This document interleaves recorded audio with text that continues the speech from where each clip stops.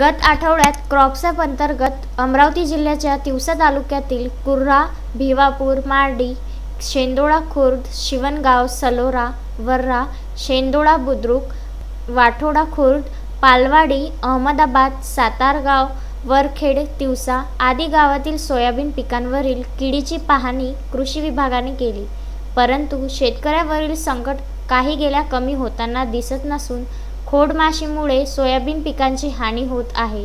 त्यामुळे तालुका कृषी अधिकारी अनिल कांबळे व मंडळ कृषी अधिकारी मनोहर पाटेकर, कृषी पर्यवेक्षक केचे, कृषी सहाय्यकांनी पिकांची पाहणी केली। सततचा पाऊस व वातावरणातील बदलांमुळे सोयाबीन पिकांवर मोठ्या प्रमाणावर खोडकिडी व शिंगावर बुरशीजन्य रोगांचा प्रादुर्भाव आढळून आला आहे।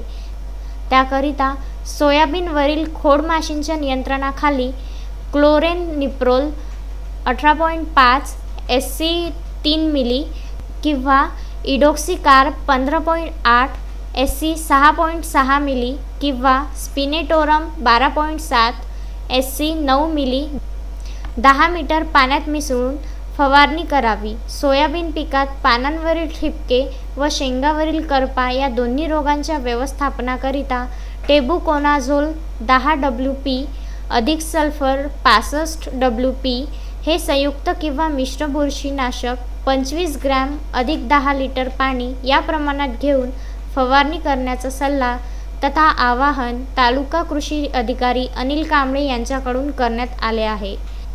विदर्भ न्यूज करिता तिवसा येथून रामचंद्र मुंदाने यांचा हा वृत्तांत।